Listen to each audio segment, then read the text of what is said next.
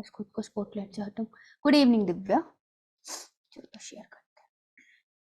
मजा आ ले शेयर करके, मेरी स्क्रीन कभी वही खुले। अरे ये कौन सा डॉक्यूमेंट खुला है? एक सेकेंड। अच्छा अच्छा, अरे तुमको मैंने इकोसिस्टम पहले रिवाइज कराना पड़ेगा, तुम तो भूल गए होंगे पढ़ क्या रहे थे।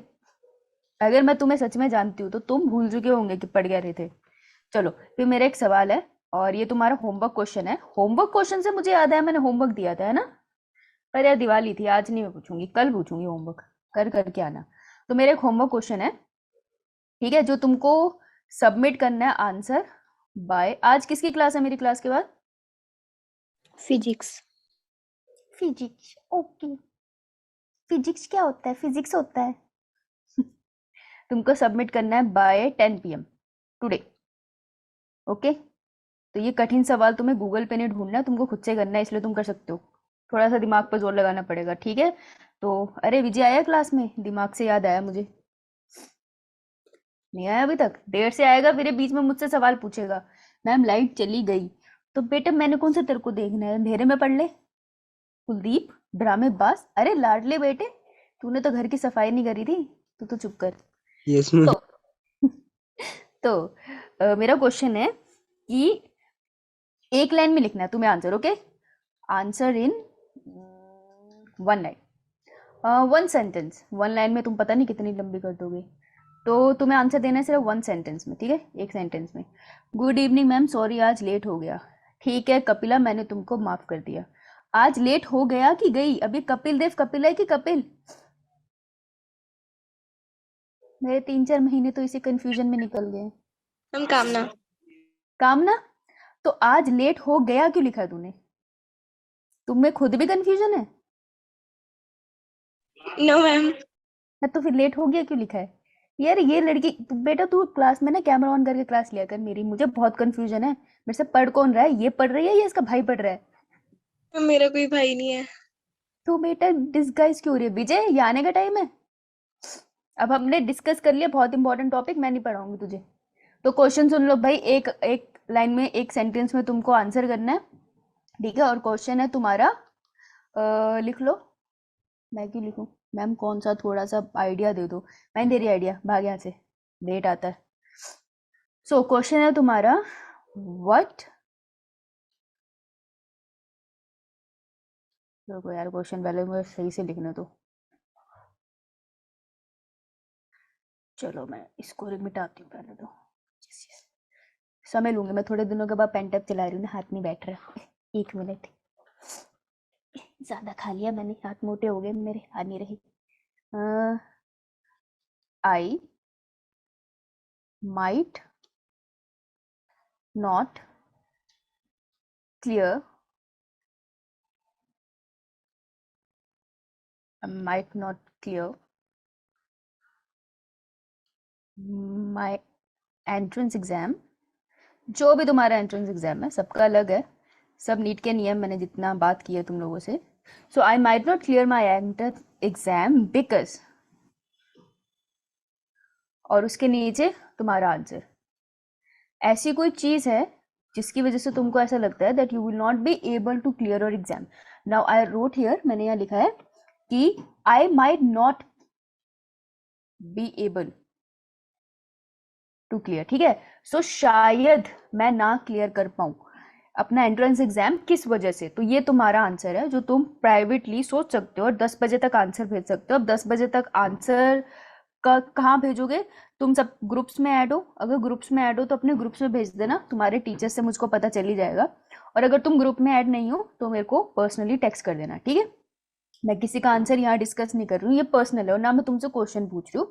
लेकिन कोई चीज़ है, अगर हम कहते हैं ना मेरे को 100% श्योरिटी है, जैसे मुझको 100% श्योरिटी है कि आज मैं डिनर बनाऊंगी वो बहुत अच्छा बनने वाला है, ठीक है?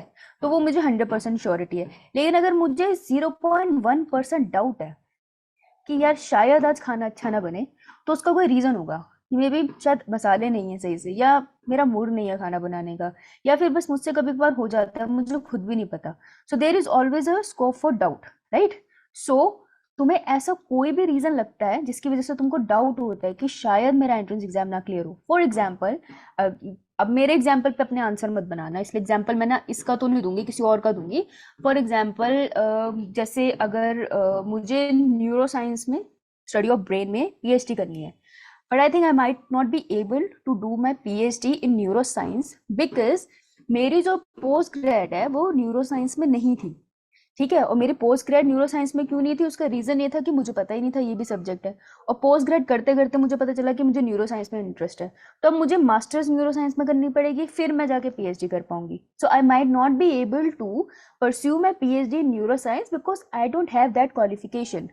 तो ये एक रीजन हो सकता है। या I might not be able to clear my UPSC because of my job, I don't get time. और I might not be able to clear serious exam because my age limit has crossed. So reasons कुछ भी हो सकते हैं, सबके अपने होते हैं। तो तुम्हें क्या लगता है कि कोई 1% भी तुम्हारे दिल में, अगर देखो देर इज पॉसिबिलिटी तुम्हारे दिल में कोई डाउट नहीं है, दैट इज परफेक्टली फाइन, ठीक है, हम उसको ओवर कॉन्फिडेंट नहीं बोलेंगे, वो अपना है। लेकिन अगर तुमको कहीं पे भी इनसिक्योरिटी है, 1% भी या 0.1% भी, तो उसका रीजन क्या है, वो तुम्हारे इस क्वेश्चन का आंसर होगा। और हम ये एक्सरसाइज क्यों कर रहे हैं, जब तुम करोगे उसके बाद डिस्कस करेंगे, तो किसी का आंसर डिस्कस नहीं होगा यहाँ पे, ठीक है, वो सबके पर्सनल आंसर है। तो मैं देखना चाहती हूँ कि तुम्हें किस बात को लेके इनसिक्योरिटी है, बिकॉज एज ए टीचर मैं जज कर सकती हूँ जितने बच्चे मैंने पढ़ाए हैं, राइट, क्योंकि मैंने उनको पढ़ाया, उन्हें रिजल्ट आ गया, अब वो बात करते हैं। लेकिन मैं तुमसे तभी सीखूंगी जब तुम बात करोगे, राइट। तो ये तुम्हारे लिए एक होमवर्क है, 10 बजे तक सबको अपने आंसर भेजने हैं, जिस ग्रुप में तुम ऐड हो उसमें भेज देना, और अगर तुम अपने ग्रुप्स में ऐड नहीं हो तो तुम मुझे पर्सनली भेज देना। और अभी भी कोई बच्चा है जिसके पास मेरा नंबर नहीं है, तो वो रहा, मैंने फिर से लिख दिया। और जो अनीश को चला गया फॉर सम रीजन, रुको भाई, ये क्या हो गया, हाँ भाई, सबको भेज दिया, दोबारा से नंबर सेव कर लेना और बता देना मुझे, ठीक है। सो ये तुम्हारा होमवर्क है, जस्ट 1 सेंटेंस। तुम्हें क्या लगता है कि तुम्हारे एंट्रेंस एग्जाम को क्रैक करने के बीच में सबसे बड़ी प्रॉब्लम क्या है, what you think, and it can be anything, okay. So हम लोग यहाँ पे, अब तुम लोग बड़े हो चुके हो, तो तुम्हारे आंसर अलग भी हो सकते हैं, है ना। तो कोई भी आंसर है तुम्हें ऑनेस्टली बताना पड़ेगा, तभी हम उसके लिए कुछ कर पाएंगे, राइट। गॉट इट, समझ आ गया, ठीक है। तो चुपचाप बता देना, कोई बात नहीं, मैं तुम्हें जज नहीं करूंगी, ओके। अब छोटे छोटे बच्चों को जज करने की उम्र नहीं है मेरी। कुछ भी लिख सकते हो, पर सच बताना, बकवास भी चलेगी। अरे चलो पढ़ते हैं। इकोसिस्टम कर रहे थे हम, कहाँ तक पढ़ लिया हमने इकोसिस्टम में। Ma'am standing state standing crop. अरे ये बच्ची तो बिल्कुल ही टॉपिक पे बोल गई, अरे क्या बात है, तेरी याददाश्त है क्या है, क्या खाती हो बादाम, क्या रिवाइज करके आई थी। मैम रिवाइज भी किया था पर देख के बोला। इतने ऑनेस्ट बच्चे हैं ना, नजर न लगे तुझे, चल तेरी ऑनेस्टी पे ताली तो बनती है, नाइस। ऑनेस्टली बोला, उसने उसने देखा है। तू क्या हंस रहा है विजय, हैं, खुद तो लेट आता है, चुप कर, नाइस, ऑनेस्ट बच्ची। तो हम कर रहे थे स्टैंडिंग क्रॉप वगैरह, राइट। तो हम लोग अभी इकोसिस्टम का चैप्टर कर रहे हैं, और इकोसिस्टम के गैप चैप्टर में हम लोग कहाँ तक पहुंचे हैं, एनसीईआरटी पे। तो कितनी छोटी सी एनसीईआरटी पढ़ी थी एक टाइम पे, क्या है, बोलो, कौन है ये, कोई नहीं है। तो हम लोग जो पढ़ रहे थे, हमने पढ़ी थी प्रोडक्टिविटी, डिकम्पोजिशन पढ़ लिया। Yes ma'am. Yes no ma'am. Ma'am. No वाला बच्चा कौन है, और यस मैम क्या होता है, तमीज भूल गए तुम 3 दिन की छुट्टी में। एनर्जी फ्लो पढ़ा, नो मैम।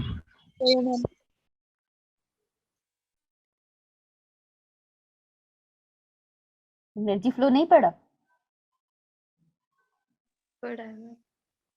ये मैम। मुर्गा बना दूं मैं तुझे, है, एनर्जी फ्लो नहीं पढ़ा हमने। इतनी अच्छी कहानी बताई थी मैंने तुमको कि कैसे मेरे पेपर में एनर्जी फ्लो पे क्वेश्चन आया था और मेरा गलत हो गया था, और एक बच्चे ने ये भी बताया था कि वो अपने पेपर में गलत करके आया है। कौन था वो, विजय था या नीश था, इसने आंसर गलत लिखा था फ्लो ऑफ एनर्जी पे।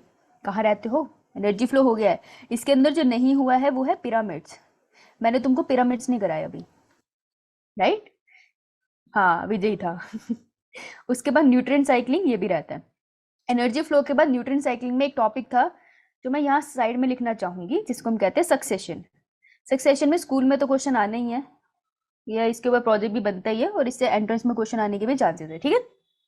रिवाइज करा दूं या सीधा इस टॉपिक पे आ जाऊं सक्सेशन पे, बताओ। मैम रिवाइज करवा दो। हाँ मैम रिवाइज के आ जाओ, हम तो करके नहीं आए हैं। ओके हाँ भाई, तो टेरेस्ट्रियल इकोसिस्टम की बात हो रही थी। तो लैंड के ऊपर, मतलब हम पानी इकोसिस्टम की बात नहीं कर रहे हैं, जो लैंड है उस पे फॉरेस्ट भी है, उस पे ग्रासलैंड्स भी है, उस पे डेजर्ट्स भी है। तो हम तीनों को टेरेस्ट्रियल इकोसिस्टम के अंदर काउंट करते हैं, ठीक है। ट्रॉफिक लेवल की हमने जनरल बात करी थी कि हम इमेजिनरी एक ग्रुप बना देते हैं, वहाँ पे एक जैसे लोगों को रखते हैं। जैसे जितने प्लांट्स हैं उनको एक ग्रुप में रख दिया तो उस पूरे ग्रुप को हम एक ट्रॉफिक लेवल कह देंगे, ठीक है। फिर जितने भी हर्बीवोर्स है उनकी सेम नेचर क्या है कि वो सबके सब वेज खाते हैं, ठीक है, वेजिटेरियन है प्योर वाले। तो उनको एक ग्रुप में लग दिया, तो उस एक ग्रुप को ट्रॉफिक लेवल कह दिया। तो ट्रॉफिक लेवल एक इमेजिनरी ग्रुपिंग है लिविंग ऑर्गेनिज्म की, ऑन द बेसिस ऑफ उनमें क्या सिमिलैरिटी है, राइट। ये थे ट्रॉफिक लेवल। फिर हमने प्रोडक्टिविटी की बात करी थी, ठीक है। प्रोडक्टिविटी में हमने प्राइमरी प्रोडक्टिविटी, सेकेंडरी प्रोडक्टिविटी की बात करी थी। खाना जो बनता है नेक्स्ट ट्रॉफिक लेवल पे जाता है, करेक्ट। उसके बाद हम लोग पहुंचे थे इकोसिस्टम के पास, और हमने कहा था कि एक लैंड है और एक पानी है। पानी की जो प्रोडक्टिविटी होती है वो लैंड के कंपैरिजन में कम होती है, मतलब पानी में जो लिविंग ऑर्गेनिज्म है वो कम खाना बना पा रहे हैं और ट्रॉफिक लेवल पे पास कर पा रहे हैं as compare to terrestrial level पे जो लिविंग ऑर्गेनिज्म है। ऐसा भेदभाव क्यों, वाई? ओशियन ज्यादा एरिया कवर करता है अर्थ का, लेकिन प्रोडक्टिविटी कम है उसकी, ऐसा क्यों? मैम उसमें लेस मिनरल्स होते हैं और CO2 ज्यादा होती है। अच्छा, एक तो ये CO2 के पीछे क्यों पड़ा है तू? लेस मिनरल्स होते हैं उसमें, हाँ राइट। तो ज्यादा आगे पास भी नहीं कर पाते, और Nitrogen is also a limiting factor. हाँ तो मिनरल्स के अंदर वो भी आ जाएगा, और सनलाइट पेनिट्रेट नहीं होती। हाँ ज्यादा डेप्थ तक सनलाइट पेनिट्रेट नहीं होती तो भूखे मर जाते हैं। Chief producer of the oceans are atoms. Diatoms. Diatoms. चलो ये तो रट गया सबको। अरे तुम्हारे संडे को टेस्ट है ना? Yo. तो कौन मैम से चैप्टर कर रहे हैं? Sexual reproduction in flowering plants. ओ याद है? Yes, ma'am. ओ पढ़ लेना, पेपर मुश्किल आएगा तुम्हारा। Sexual reproduction in flowering plant से क्वेश्चन बड़े ट्रिकी आते हैं, पढ़ के जाना अच्छे से, ठीक है। अभी क्या है, आज क्या वार है? Thursday. थर्सडे हो गया यार, ये हफ्ता तो आके चला गया, अब कब पढ़ेंगे? थर्सडे तो गया, बचा फ्राइडे सैटरडे, होगा सब 2 दिन रह गए इनके पास तो। एक सेकंड, रिवीजन करी थी ना इसकी, किसी ने करी थी? Yes, ma'am. Revision में हो गया था ये. हो गया था ना। अरे ये पढ़ के जाना, इसके क्वेश्चन लगा के जाना, इसके क्वेश्चन डिफिकल्ट आते हैं। मैं तुमको असाइनमेंट भेज दूंगी, ठीक है, पढ़ लेना इसको, इसको प्रैक्टिस करके जाना। जिन्होंने रिवीजन करी है, देखो जिसने रिवीजन नहीं करी अब उसको दिक्कत होगी, तो मुबारक हो, तुम बर्बाद हो, पढ़ो और। लेकिन अब पढ़ लेना, इससे पहले मेन पेपर है। और जिन्होंने रिवीजन करी है ना वो क्वेश्चन लगाना, दोबारा पढ़ने से पहले क्वेश्चन लगा के देखना तुम्हें कितना याद है, ठीक है, तुम्हें ईजी हो जाएगा। क्वेश्चन भेज दूंगी मैं। चलो ये 2 रीजन तो हो गए। डिकॉम्पोजिशन, अरे यार डिकॉम्पोजिशन ऐसे ही बता दो, मैं रिवाइज कर रहा हूँ। बताओ डिकॉम्पोजिशन क्या होता है? Breakdown of complex organic material into simple. वो से बोल रही है, पीछे जाते जाते क्या हो जाता है, आवाज बंद हो जाती है, गूंगी हो जाती हो। पूरा बोल कॉन्फिडेंटली बोल, सही बोल रही थी। Breakdown of complex organic material into simpler form. Into simpler form है ना, तो कोई नहीं पता ना ऑर्गेनिक में टूटा या इनऑर्गेनिक में, यही दिक्कत है ना। इनटू सिमिलर इनऑर्गेनिक फॉर्म्स, और वो मिनरल्स के फॉर्म में बेसिकली टूट जाते हैं। जो ये जो ऑर्गेनिक, ये जो मटेरियल टूट रहा है, ये क्या कहते थे हम इसको, स्पेशल वर्ड था इसका, डी से स्टार्ट होता था, डेट्राइटस। डेट्राइटस। हाँ, और डेट्राइटस को तोड़ने वाले कौन थे? डिट्राइटिवोर्स। डेट्रीवोर्स। हाँ, डिकॉम्पोजिशन के स्टेप थे, पहले स्टेप का नाम fragmentation. Fragmentation. Fragmentation, very good. दूसरे स्टेप का नाम लीचिंग। Leaching. लीचिंग। क्या होती है लीचिंग? वाटर सोल्यूबल जो होते हैं मैम। सॉइल के साथ। हाँ, सॉइल के थ्रू नीचे चले जाते हैं, अनअवेलेबल हो जाते हैं, ठीक है। और third step catabolism. Catabolism. Metabolism. Metabolism के बाद क्या होता है? Humification. ह्यूमिफिकेशन। ह्यूमिफिकेशन का रिजल्ट क्या होता है? ह्यूमस। Humus. और ह्यूमस होता क्या है? Dark in brown colored or which has a very acidic nature होता है। Amorphous solid. Amorphous solid slightly acidic nature होता है, डार्क कलर का होता है, न्यूट्रिएंट रिच होता है, डिकम्पोजिशन का रेट इसमें हाई होता है या लो? मैम लो। लो। लो होता है। Very good. इसके बाद लास्ट स्टेप जिसे होने में बहुत टाइम लगेगा, that is mineralisation. Very good, शाबाश, याद है तुम्हें, कर लोगे यार, प्रैक्टिस करोगे तो हो जाएगा। गुड गुड, ठीक है, यहाँ तक थे। उसके बाद नेक्स्ट स्लाइड पे चलते हैं। गुड गुड गुड, शाबाश, आगे बढ़ो। उसके बाद हीरा मैंने ह्यूमस के बारे में पढ़ लिए सारे पॉइंट। चलो, वो वाले फैक्टर्स बताओ जो डिकम्पोजिशन को अफेक्ट करते हैं, स्पीड ऑफ डिकम्पोजिशन को। मुझे ऐसे, ओके रुको रुको रुको, डिवाइड कर लेते हैं, ठीक है। 3 पॉइंट मुझे लड़कियां बताएंगी, लड़कियों की टीम ए, 3 पॉइंट मुझे लड़के बताएंगे, ठीक है। पॉइंट क्या बताने हैं, लड़कियां मुझे बताएंगी पॉइंट्स, क्या चीजें होती है reason to slow decomposition, decomposition का प्रोसेस स्लो क्यों होगा, और लड़के मुझे बताएंगे रीजन टू फास्ट डिकम्पोजिशन। बताओ भाई। Ma'am optimum temperature. Optimum temperature हो तो डिकम्पोजिशन फास्ट होती है, गुड। और मॉइस्चर। सॉइल मॉइस्चर क्या होना मॉइस्चर। चाहिए, सॉइल में मॉइस्चर होना चाहिए तो डिकम्पोजिशन होगी। और बिलो 10 डिग्री सेल्सियस होगा तो वेरी लो होगा मैम। below 10 हाँ degree Celsius हाँ, होगा तो yes decomposition yes slow। Yes yes, below 10 degree Celsius हो गया, okay, less than 10 degree Celsius, sorry, तो डिकम्पोजिशन, एरिएशन लेस होगी तो डिकम्पोजिशन भी लेस, हाँ और डिकम्पोजिशन का जो रेट होगा वो भी लेस। यस, एरिएशन लेस तो डिकम्पोजिशन लेट भी लेस। और मैम एनारोबिक कंडीशन होगी तब भी डिकम्पोजिशन स्लो होगा। हाँ, एनारोबिक कंडीशन होगी तो भी डिकम्पोजिशन स्लो होगा। Very good. लड़कों, तुम क्या नाइट्रोजन। आल्सो बोलते हो? अगर डाइट्रेटस जो हमारा है वो लिग्निन और काइटिन से रिच है तब भी डिकम्पोजिशन स्लो होता है। ये तू लड़कियों के ग्रुप में कब शिफ्ट हो गया पापी? लड़कों बोला आपने? तो लड़कों से तो मैंने फास्ट पूछा था।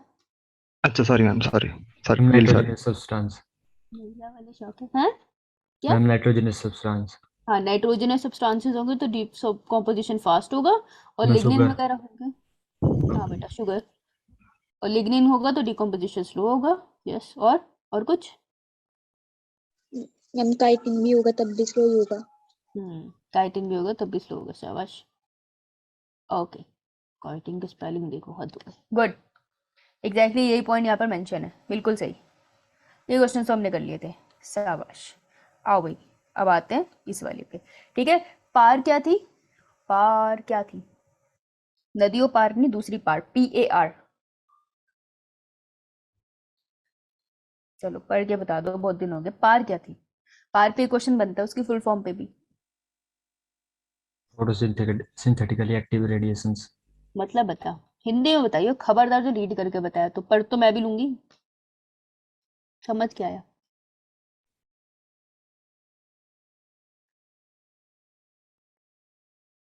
मैम एनर्जी की कितनी मात्रा है जो मैम पौधों तक पहुंचती है? In the form of sunlight, है ना, in the form of sunlight कितनी अमाउंट ऑफ एनर्जी है जो पौधों तक पहुंचती है, in the form of sunlight, ठीक है, ऐसी एनर्जी नहीं आती, तो उसको हम पार कहते हैं, ठीक है। तो मोर देन 50% जो सोलर रेडिएशन प्लांट्स के ऊपर पहुंचती है, सारी की सारी पार नहीं होती। जैसे एक पत्ता है, उसके ऊपर सनलाइट गिर रही है, ठीक है, ये सारी सनलाइट उसके ऊपर गिर रही, इसमें से लगभग अप्रोक्सीमेटली लेट से 60% है जो पार है, बाकी की सारी वेस्ट है। वेस्ट कौन सी है, जो रेडिएशन 400 नैनोमीटर से कम है, वो वाली प्लांट यूज नहीं कर सकते फोटोसिंथेसिस के लिए। जो 700 से ज्यादा नैनोमीटर वेवलेंथ की है, वो वाली भी प्लांट यूज नहीं कर सकते फोटोसिंथेसिस के लिए, ठीक है। तो जो पार है, सिर्फ वो वाली रेडिएशन वो फोटोसिंथेसिस के लिए यूज कर सकते हैं, उससे कम या उससे ज्यादा वेवलेंथ वाली जो रेडिएशन है वो पार नहीं कहलाती, और उसको प्लांट यूज नहीं कर सकते। तो जो सन की लाइट है जो पत्तों के ऊपर गिर रही है, तो सन की लाइट का वो वाला पार्ट जो एक पर्टिकुलर वेवलेंथ में लाई कर रहा है और जो फोटोसिंथेसिस में काम कर सकता है, उसको हम पार कहते हैं, ठीक है। Got it? Ma'am give me 1 minute, मेरा चार्जिंग कम हो गया, 1 मिनट देना, चार्जिंग पे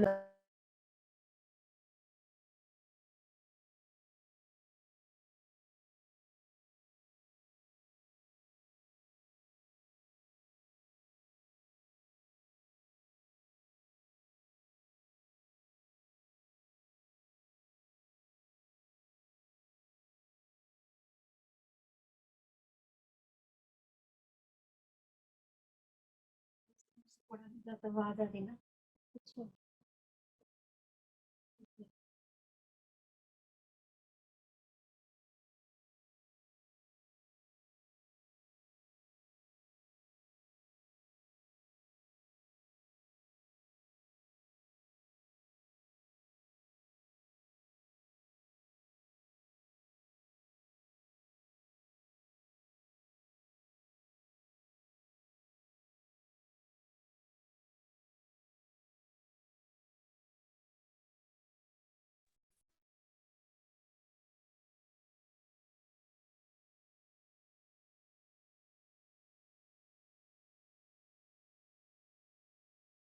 hello, visible? Yes ma'am. Okay. Yo ma'am. आज मैं भूल गई थी चेक करना और मैं सो गई थी, तो मैंने देखा नहीं था, चार्जिंग रह गई थी। All right, okay. पार्स क्लियर? ठीक है, ठीक है ना? पार समझ आया ना सबको? यो मैम। बहुत बढ़िया। समझे? देखो, बड़ा सिंपल सा लॉजिक है बायो का। जब भी समझ रहे हो ना किसी चीज को, उसको बहुत सिंपल भाषा में समझो, जितनी सिंपल बना सकते हो उतनी सिंपल कर लो। ठीक है? जब तुम उसको मेमोराइज करना है तुमको उसको, तो उसके लिए तुम जितना ज्यादा डिफिकल्ट लैंग्वेज पढ़ोगे वो बेहतर है, क्योंकि तुम्हें घुमा फिरा के लैंग्वेज से ही क्वेश्चन आएगा। कॉन्सेप्ट तो कोई नहीं बदल सकता ना, पार तो पार ही है। फोटोसिंथेसिस करने वाली एक्टिव रेडिएशन है, वो वाली रेडिएशन जिनकी मदद से, जिनको यूज करके प्लांट फोटोसिंथेसिस करता है, उसको पार कहते हैं। ये बहुत बड़ी बात तो है नहीं, लेकिन वर्ड वो टिपिकल यूज करेंगे, वर्ड वो यूज करेंगे जो यहाँ डेफिनेशंस में लिखे हैं, राइट? तो इसके लिए रीडिंग ज्यादा करोगे और क्वेश्चन प्रैक्टिस ज्यादा करोगे तो तुम्हें क्वेश्चन सॉल्व करने का वो कहते हैं ना, कला आ जाएगी। लेकिन जब भी अंडरस्टैंड करना, उसको बहुत ही लोकल तरीके से अंडरस्टैंड करना जो तुम्हारे कॉमन सेंस से मैच करे, एज सिंपल एज दैट। और कभी भी जानना है ना कि तुम्हें कॉन्सेप्ट समझ आया है या नहीं, तो कुछ मत किया करो, उस टॉपिक की हेडिंग पढ़ के सोचा करो कि ये जो वर्ड है, जैसे फ्लो ऑफ एनर्जी है, मेरे को पता है ये बात किस बारे में हो रही है। अगर तुम्हारे दिमाग में वो आंसर आ रहा है ना कि तुमको पता है किस बारे में बात हो रही है, तो तुमको कॉन्सेप्ट समझ आ गया। अगर आंसर नहीं आया ना, तो तुमको कॉन्सेप्ट समझ नहीं आया है। ठीक है? कभी पिक्चर सोचते हैं, दृश्यम, तो आंखें बंद करके सोच सकते हैं ना, दृश्यम, हाँ थ्रिलर मूवी थी। तुमको दिमाग में नहीं आ रहा था क्या, तो तुमने देखी नहीं ढंग से। समझ रहे हो? तो कॉन्सेप्ट को इजी समझो और अपने दिमाग में सोचा करो हेडिंग पढ़ के, समझ आया या नहीं। अगर आ गया है, तुम्हारे दिमाग में एक लैंग्वेज बन के आ रही है कि हाँ यार इसका ये मतलब होता है, तो कॉन्सेप्ट क्लियर है। नहीं है तो मतलब नहीं हुआ है क्लियर। ठीक है? फिर उसको या तो दोबारा पूछो, दोबारा पूछो, तुमको फिर भी समझ नहीं आया तो मैं हमेशा सजेस्ट करती हूँ कि टीचर से पूछने वाले से पहले स्टूडेंट से पूछा करो, अपने साथ वाले किसी से। सबसे दोस्ती नहीं है, कोई एक दोस्त तो बना ही सकते हो इतने बड़े बैच में, एक से दोस्ती बना लो कम से कम, मुझसे पूछो। कभी कोई टीचर का समझ नहीं आता, लेकिन अपने दोस्त का समझ आ जाता है, दोस्त से पूछो। अगर दोस्त से भी समझ नहीं आया है, फिर भाई देखो ऐसा है कि यूट्यूब है जिंदा, वहाँ पे देखो कोई एनिमेटेड वीडियो, क्योंकि मेरे को इस चीज़ में बहुत मदद होती है। मैं देखती हूँ एनिमेशन, जब मेरी चीज़ें पल्ले नहीं बढ़ती, और फिर मेरे पल्ले बढ़ जाती है कि हाँ यार यहाँ पे ये कह रहा था वो। ठीक है? तो ऐसे समझने की कोशिश किया करो। ठीक है? लेकिन अपने ऑप्शंस खुले रखा करो। ओके, समझ आई?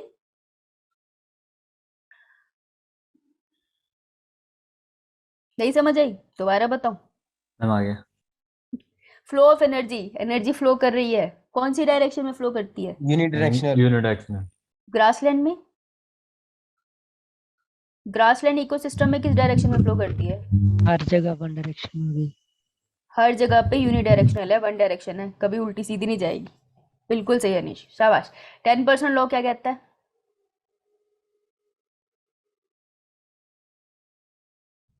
हर टॉपिक लेवल में 10% एनर्जी जो ट्रांसफर होती है ओके, और बाकी की एनर्जी का क्या होता है? डॉगी बन जाता है उसका। हीट की फॉर्म में। हाँ, एक ऐसी फॉर्म में चली जाती है जो हम ना स्टोर कर पाते हैं ना कुछ कर पाते हैं, उसका लॉस्ट हो जाती है एनवायरमेंट में, in the form of heat और एनर्जी, राइट? कहीं कहीं एनर्जी वर्ड भी लिखा होगा, पर कंफ्यूज मत होना। Okay, alright. ट्रॉफिक लेवल पे हम पहुंचे थे, उसके बाद फूड चेन और फूड वेब में हमने फर्क किया था, राइट? फूड वेब ज्यादा कॉम्प्लिकेटेड होती है, food chain? Food web. Food ma'am. Food web. Good. हाँ विजय, एक्चुअल में जो 12 to 15% एनर्जी तुम बोल रहे हो वो तुम हायर ग्रेड में पढ़ोगे, लेकिन नीट पूछेगा तो तुमको सिर्फ 10% लिखनी है, क्योंकि तुम्हारे ग्रेड तक 10% ही कंसीडर की जाती है एंट्रेंस एग्जाम्स में। यही एंट्रेंस एग्जाम एक बुक को फॉलो करते हैं, जैसे कोई लॉ तोड़ता है तो तुम कैसे, कोई जज कैसे डिसाइड कर सकता है कि क्या सजा देनी है? तो वो लॉ की बुक के अकॉर्डिंग सजा दे सकता है, ठीक है? कॉन्स्टिट्यूशन के अकॉर्डिंग ही सजा दे सकता है। उसी तरीके से तुम्हारे एंट्रेंस एग्जाम वाले तुमसे जो क्वेश्चन पूछ रहे हैं वो आंसर को कैसे जज करेंगे? एनसीईआरटी के बेसिस पे। वो उससे ज्यादा किसी बेस पे जज नहीं कर सकते कोई भी गवर्नमेंट एग्जाम वाले। इसलिए जितना एनसीईआरटी में डेटा दिया ना, हमें उसी को फॉलो करना है। ओके, रियलिटी बहुत सारे कॉन्सेप्ट अलग होते हैं, पर एनसीईआरटी में जो है हमें उसी पे स्टिक करना है। ऑलराइट, चलो। फूड चेन, फूड वेयर हमें पता है। स्टैंडिंग स्टेट और स्टैंडिंग क्रॉप में कोई फर्क बता पाएगा? रीड कर लो चाहे, कोई बात नहीं, इट्स ओके। ये रहा स्टैंडिंग स्टेट और ये रहा स्टैंडिंग क्रॉप, कोई बता पाएगा? स्टेट और क्रॉप वर्ड से मैंने मतलब निकालने के लिए कहा था। Ma'am living and non living. हाँ, स्टेट से लिविंग हमें नॉन लिविंग याद रखना था और क्रॉप से हमें लिविंग याद रखना था। फर्क क्या है स्टैंडिंग स्टेट और स्टैंडिंग क्रॉप वर्ड क्रॉस मतलब इस वर्ड में? स्टेट में जो इनऑर्गेनिक मैटर में रिच होगा वो इनऑर्गेनिक न्यूट्रिएंट्स में रिच होगा स्टेट में, और जो क्रॉप है क्रॉप में बायोमास में होगा रिच। कौन रिच होगा? बायोमास में जो मतलब मिनरल्स वगैरह होंगे वो बायोमास उसका लेंगे, ऑर्गेनिक मैटर का। ओके, किस में? स्टैंडिंग क्रॉप में? यस मैम, क्रॉप में। तो मैं कह सकती हूँ कि एक टोटल अमाउंट ऑफ बायोमास किसी भी ट्रॉफिक लेवल पे, किसी भी ट्रॉफिक मतलब ग्रुप ऑफ ऑर्गेनिज्म में टोटल अमाउंट ऑफ बायोमास कितना है उसको मैं स्टैंडिंग क्रॉप कहूंगी, है ना? और स्टैंडिंग स्टेट किसको कहूंगी Anish? Inorganic matter, inorganic nutrients कितने रिच उसमें। किसमें? डिफाइंड एरिया के अंदर, right? Nutrient present with in a soil, तो यहाँ पे स्टेट से तुमको सॉइल याद रखना था, है ना? सॉइल वर्ड बोल रहे थे तुम। तो यहाँ पर जब मैंने स्टैंडिंग क्रॉप बोला था तो मैं किसी लिविंग ऑर्गेनिज्म के ग्रुप की बात कर रही थी, ठीक है? ऐसे मनुष्यों का झुंड ही समझ लो तुम। तो लिविंग ऑर्गेनिज्म के ग्रुप का टोटल बायोमास क्या है उसको मैं कहूँगी स्टैंडिंग क्रॉप, ठीक है? Whatever excess is there biomass, तो स्टैंडिंग क्रॉप है। और स्टैंडिंग स्टेट क्या है कि एक पर्टिकुलर एरिया के अंदर जितना भी सॉइल है उस सॉइल के अंदर जितना भी मिनरल्स है उसको मैं कहूँगी इस मिनरल्स का अमाउंट लेट से निकल के आया XYZ। तो ये जो मिनरल आया है ना निकल के अमाउंट, उसको मैं कहूंगी स्टैंडिंग स्टेट, राइट? करेक्ट? समझ आई? हेलो या मैम। बेटा, स्टैंडिंग क्रॉप स्टैंडिंग स्टेट में चेंज होते हैं कि स्टैंडिंग स्टेट स्टैंडिंग क्रॉप में चेंज होता है through photosynthesis? Standing state standing crop में चेंज होती यस, स्टैंडिंग स्टेट जो न्यूट्रिएंट सॉइल के हैं वो प्लांट्स के अंदर चले जाएंगे with the process of photosynthesis, तो हम कहते हैं स्टैंडिंग स्टेट स्टैंडिंग क्रॉप में चेंज हो जाती है, राइट? पर ये कहीं लिखा नहीं है मैंने, ये लिखा है, ये रखा। हाँ, गुड, शाबाश, ये क्वेश्चन बनता था, राइट? उसके बाद एनसीईआरटी यहाँ पर चेकआउट कर रहे थे और उसके बाद हमारा लेक्चर खत्म हो गया था, है ना? तो हम यहाँ पर थे, प्रोडक्टिविटी प्रोडक्टिविटी पे आगे चलते हैं। चलो आते हैं, अब चलते हैं हम पिरामिड्स के ऊपर। तो पिरामिड्स का जो कॉन्सेप्ट था वो किसने दिया था? एल्टोनियन। इसलिए हम पिरामिड्स को एल्टोनियन पिरामिड्स भी कहते हैं, ठीक है? तो ये लिख लो, एल्टोनियन पिरामिड्स वही पिरामिड्स है। तो एनसीईआरटी में सिंपली लिखे हैं, बस उसके साइंटिस्ट के नाम पे भी उनको जाना जाता है। जनरली थोड़ी एंट्रेंस की बुक्स में ये मेंशन होता है। ये वाले पिरामिड्स की बात हो रही है, कुछ इस तरीके से है, ओवरऑल पिरामिडल शेप होती है, तो हम उसे ऐसे लिखते हो। ओके, सो पेज नंबर है ये अपना 248, निकाल लिया? तो ये दिया था हमें बाय चार्ल्स एल्टोनियन इन 1927। आजादी से बहुत पहले किसी ने पिरामिड्स का कॉन्सेप्ट भी दे दिया था, बताओ। चले आगे। ये कौन सा बच्चा भी जो छुपन छुपाई खेल रहा है? आ रहा है जा रहा है, इंटरनेट की प्रॉब्लम। चलो आगे, नहीं चलो? अच्छा बात बताओ, जो बच्चे स्कूल वाले थे, तुम लोगों ने वो आलम सर से वो वीडियो ले ली प्लांट किंगडम की? Yes ma'am. ले ली? पढ़ी थी? कोई डाउट नहीं आया? चलो कोई डाउट नहीं आया तो बहुत बढ़िया, ठीक है। होमवर्क याद रखना अपना, ये संडे का टेस्ट ले लो, फिर उसके बाद एक नई तरीके से रिवीजन स्टार्ट करेंगे। ओके, तो संडे वाला टेस्ट ले लो, फिर उसके बाद अपनी रिवीजन स्टार्ट करेंगे। याद रखना एंट्रेंस क्लियर इसलिए नहीं होगी, जो हम सिर्फ लेक्चर लगा रहे हैं वो तुम्हारे रिवीजन की वजह से क्लियर होगी। ओके, तो हमें रिवीजन पे जोर देना है। तो अब जो पिरामिड्स होते हैं वो होते क्या है? These are the graphical representation, graph के फॉर्म में हम इनको रिप्रेजेंट करते हैं of the relationship between different trophic level, ठीक है? डिफरेंट ट्रॉफिक लेवल के बीच में क्या रिलेशनशिप है उसको अगर मैं ग्राफिकली रिप्रेजेंट करूँ तो मैं उसको कहूंगी पिरामिडल, एल्टोनियन पिरामिड्स। तो जो एल्टोनियन थे उन्होंने ना ट्रॉफिक लेवल पे जो ऑर्गेनिज्म है उनका आपस में रिलेशनशिप पिरामिड्स के फॉर्म में बता दिया। उन्होंने कहा मैं ऐसे रिप्रेजेंट कर सकता हूँ, ठीक है? जैसे कि एक ट्रॉफिक लेवल है जहां पे सारे के सारे कौन है? प्रोड्यूसर। तो एक जो प्रोड्यूसर है उसका क्या रिलेशनशिप होता है प्राइमरी कंज्यूमर से? क्या रिलेशनशिप है इन दोनों का, बता सकता है कोई?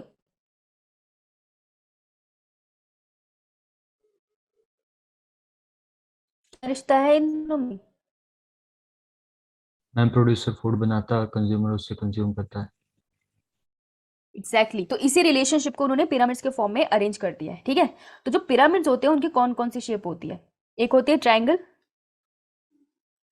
ठीक है, ये ट्राइंगल है अपराइट, ये है इसका एपेक्स। ओके, इसको हम कहते हैं एपेक्स। ओह सॉरी, ढंग से नहीं लिखा मैंने। So this is the apex of the pyramid. ठीक है, और ये जो होता है इसे हम कहते हैं बेस।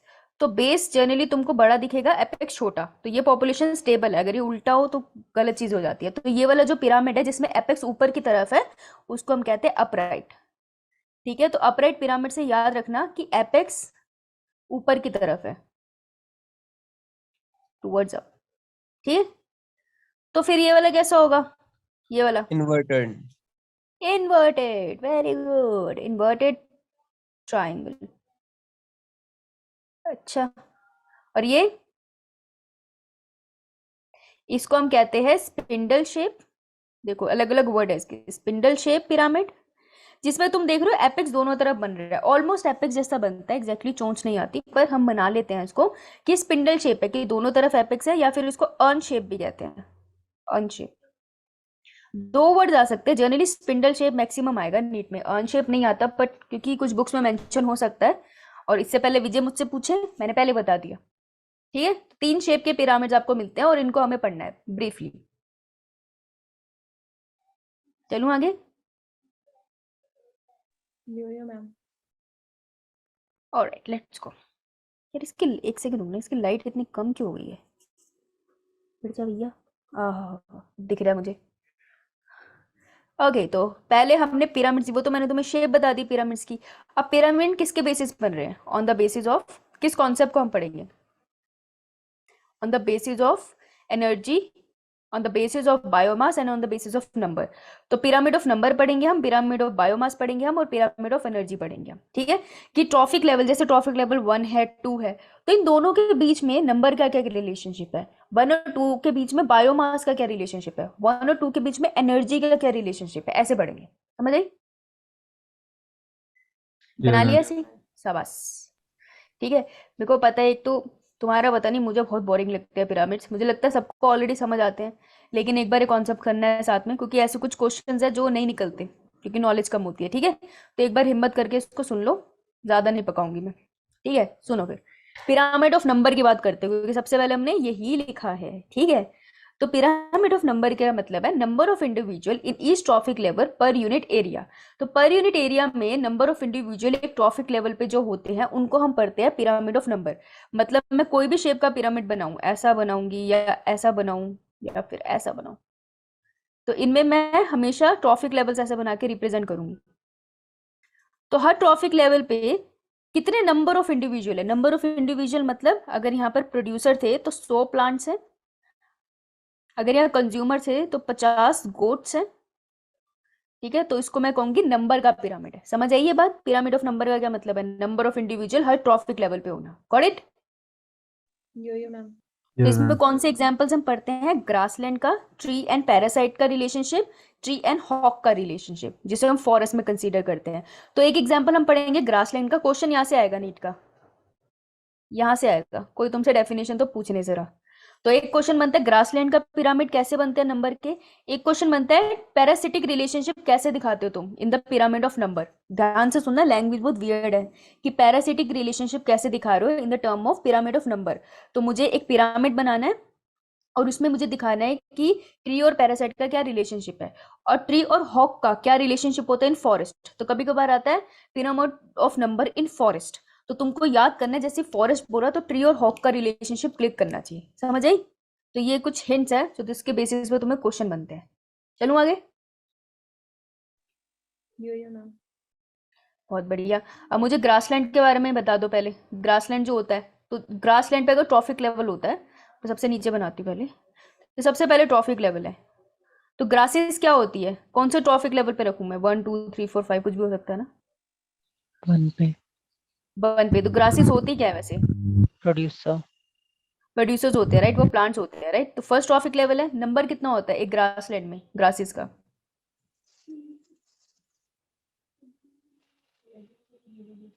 क्या हो गया? बोलो बोलो बेटा। बहुत सारा होता है, ऐसे कैसे बताओगे तुम, है ना? तो बहुत सारे, प्रोड्यूसर का नंबर बहुत होता है। अब अगर एक ग्रासलैंड है, इमेजिन करो तुम्हारे रूम पे इस टाइम नीचे सारा ग्रासलैंड है, अब इसके ऊपर उसे खाने के लिए कौन आएगा? सिंपल। herbivores, हर्बीवोर, कोई एक हर्बीवोर बता दे चल। deer, Deer. goat वगैरह। वगैरह क्या होना है? गाय लिख दूं? बुरा तो नहीं मानोगे? no ma'am, ये रख दो। ठीक है, तो इसको मैं कहूंगी प्राइमरी कंज्यूमर। देखो ये वर्ड्स है जो तुमको मैक्सिमम तंग कर सकते हैं, बाकी तो इतना कॉन्सेप्ट तुम भी समझ जाओगे, मुझे ये पता है। प्राइमरी कंज्यूमर हम इसे कहेंगे, ठीक है। ऑलराइट, और इसको मैं सेकेंडरी प्रोड्यूसर कह सकती हूँ। yo ma'am, ये सेकेंडरी Yo-yo। प्रोड्यूसर भी है क्योंकि ये है प्राइमरी प्रोड्यूसर। अब जो कंज्यूमर है ना, जब वो खा लेंगे उसके बाद वो अगले ट्रॉफिक लेवल के लिए खाने का काम खुद करते हैं ना, वो खुद प्रोड्यूसर बन जाते हैं। प्रोड्यूसर मतलब कि अब उनका biomass as a food use होगा, तो इसलिए हम उनको सेकेंडरी प्रोड्यूसर भी कह सकते हैं, ठीक है। तो ये फर्स्ट कंज्यूमर है। अब यहाँ पे ट्रॉफिक लेवल मैं इसको क्या लिखूंगी? ट्रॉफिक लेवल नंबर 2, ठीक है। और ये है मेरा सेकेंड ट्रॉफिक लेवल। ये सारे वर्ड मैं यहाँ लिख रही हूँ सिर्फ इसलिए कि अगर किसी को कोई भी कंफ्यूजन है तो यही क्लियर हो जाए, हो सकता है ना किसी को। तो कंज्यूमर ने खा लिया। अब बताओ ग्रासिस का नंबर ज्यादा होगा या कंज्यूमर्स का नंबर ज्यादा होगा एक स्टेबल से इकोसिस्टम में? ग्रास। ग्रासिस का, क्योंकि बेटा अगर कंज्यूमर का नंबर ज्यादा है ना तो थोड़ी देर में सारी ग्रासिस खत्म हो जाएगी और सारे कंज्यूमर मर जाएंगे क्योंकि रोटी नहीं बचेगी, राइट। तो ग्रासिस का नंबर कम है, इसलिए देखो ये जो पिरामिड है, ध्यान से देखना इस चीज को, ये वाला पॉइंट कि देखो इसकी इसकी जो ये हॉरिजॉन्टल लाइन मैंने ऐसे दिखाई है, ये एरिया ज्यादा कवर कर रही है, मतलब नंबर ज्यादा है, ठीक है। और सेकंड वाले में नंबर कम है, इसलिए मैंने उसको छोटा बनाया है और नीचे वाली ब्रिक बड़ी बनाई है, ठीक है। बेस बड़ा होगा, उससे ऊपर का लेवल छोटा होगा। इतनी बात समझ आई क्यों बनाया है ऐसे? यो मैम। यो मैम। ठीक है, शेप पे ध्यान देना। अब प्राइमरी कंज्यूमर को कौन खाएगा भैया? secondary consumer, सेकेंडरी कंज्यूमर खा जाएगा इसको, ठीक है। तो मैं इसको यहाँ लिख देती हूँ सेकेंडरी कंज्यूमर। वो क्या होगा? Vegetarian, non vegetarian? non-vegetarian। ये तो ऑटोट्रॉफ्स है यहाँ पर। नॉन वेजिटेरियन तो मैं लिख दूं यहाँ पे कार्निवोर्स। बेटा हर्बी वो हो सकते हैं हर्बीवोर्स, no ma'am, ओमनिवोर्स हो सकते हैं, yo ma'am, ओमनिवोर्स हो सकते हैं। ओमनिवोर्स यहाँ भी आ सकते हैं, ओमनिवोर्स नीचे भी आ सकते हैं, वो हर ट्रॉफिक लेवल पे आते हैं, इसलिए हम हर ट्रॉफिक लेवल पे आते हैं, है ना। तो सेकेंडरी कंज्यूमर हुआ ये third trophic level, maximum fourth तक जाएगा। तो टॉप वाले को हम क्या लिखते हैं? टॉप कंज्यूमर, ठीक है। ये इसका नंबर और कम हो जाएगा क्योंकि तुम जितना ट्रॉफिक लेवल में ऊपर जाओगे नंबर ऑफ इंडिविजुअल कम हो रहे हैं, क्योंकि अगर नंबर ऑफ इंडिविजुअल ऊपर ज्यादा होंगे और खाना नीचे कम होगा तो ये इकोसिस्टम कोलैप्स हो जाएगा, गायब हो जाएगा ये, ठीक है। इसलिए बेस हमेशा बड़ा होगा और ऊपर छोटा होगा। तो ये हमारा बना है ग्रासलैंड के लिए, क्लियर। एपेक्स ऊपर की तरफ जा रहा है। अब देखो एकदम चौंच जैसी तो नहीं बनी ना, पर मैं इसको रफली ऐसे बना सकती हूँ कि ये कुछ ऐसा सा बन रहा है। तो ग्रासलैंड के लिए पिरामिड कैसा है? Right. Upright. Upright triangular pyramid, got it, good. चलूं आगे। yo ma'am, ये वाला मैंने बहुत स्लो चलाया ना, समझाया। अब मैं थोड़ा सा यहाँ से फास्ट पढ़ाऊंगी, ठीक है। अब देखो, अब हम इस वाली पिक्चर को देखेंगे ध्यान से, ठीक है। ये है बी केस। सबसे नीचे पहले क्या है? ये किसकी पिक्चर है प्रोड्यूसर में? Tree. कितने पेड़ दिख रहे हैं तुमको? One. तो एक ट्री है यहाँ पर, जस्ट वन। उसके ऊपर, एक ट्री के ऊपर कितने हर्बीवोर्स रह के उसके फल खा सकते हैं, उसकी पत्तियां खा सकते हैं? 6। बहुत सारे। यहाँ पर हमने 6 बना दिए, लेकिन बहुत सारे खा सकते हैं ना। कितने सारे बर्ड्स रह सकते हैं, राइट, मैनी। तो ट्री नंबर में एक है। पिरामिड तो नंबर का बनाना था ना, तो मैं बेस तो बड़ा नहीं बना सकती क्योंकि नंबर तो कम है ट्री का, तो मैंने बेस बना दिया छोटू सा। लेकिन उसके ऊपर फीड करने वाले कितने हैं? वो तो बहुत बड़े हैं, है ना। नंबर बेशक कम है, ट्री का बायोमास बहुत ज्यादा है, वो बहुत सारी पॉपुलेशन सपोर्ट कर सकता है, लेकिन वो होगा तो छोटा बनेगा ना अगर मैं पिरामिड बनाऊं। तो हर्बीवोर्स उसके ऊपर ज्यादा लगे। अब अगर एक बर्ड है, एक बर्ड के ऊपर कितने पैरासाइट लग सकते हैं? नंबर की टर्म में बताना। साइज तो छोटा होगा, कितने सारे कीड़े रख सकते हैं? कभी नोटिस किया है कि एक बर्ड के ऊपर बहुत सारे टिक्स लग सकते हैं? कभी डॉग वगैरह को देखा है टिक्स लगते हुए, yo ma'am, है ना। तो टिक्स का नंबर हमेशा ज्यादा होगा क्योंकि एक बर्ड है, नंबर की बात हो रही है यहाँ पे, देखो बायोमास की नहीं हो रही, ठीक है। तो एक बर्ड के ऊपर अगर मैं कहूँ 5 पैरासाइट भी लग रहे हैं, 5 कीड़े भी लग रहे हैं, तो पैरासाइट का नंबर ज्यादा हो गया। तो ये रहे पैरासाइट्स, तो पैरासाइट्स का नंबर इनसे ज्यादा हो गया। अच्छा, अब पैरासाइट के ऊपर भी जब पैरासाइट लगते हैं ना तो उसे हाइपर पैरासाइट्स कहते हैं। ठीक है, जैसे टिक्स लगे हैं तो टिक्स के ऊपर भी टिक्स लगे, ऐसा भी होता है, कीड़ों को भी कीड़े पड़ते हैं, समझ रहे हो? तो उनको हाइपर पैरासिटिज्म कहते हैं, और ऐसे वाले कीड़े जो कीड़ों के ऊपर भी लग जाते हैं उनको हाइपर पैरासाइट्स भी कहते हैं।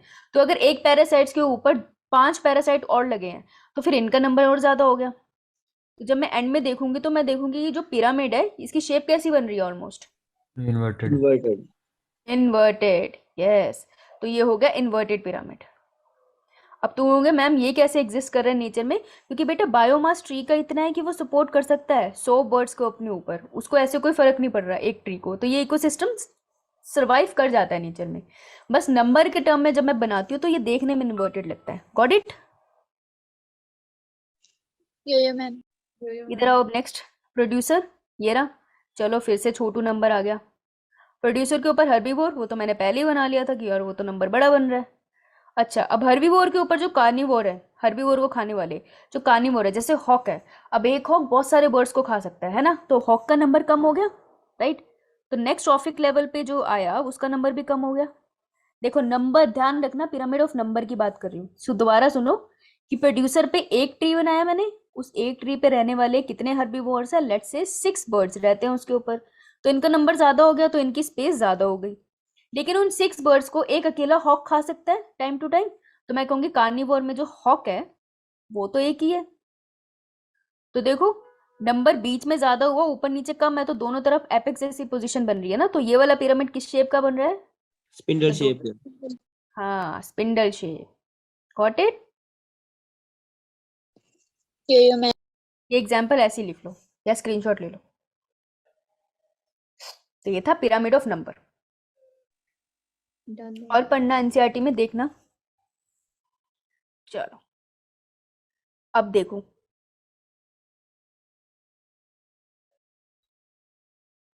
ये वाला देखो, ये तुम बोल रहे थे ना विजय, एक्वेटिक। तो ये देखो, लेट्स से ये जो है ये हमारे है फाइटोप्लैंक्टन्स। यार चल क्यों नहीं रहा, एक सेकेंड, जैसे में 1 मिनट चल नहीं रहा।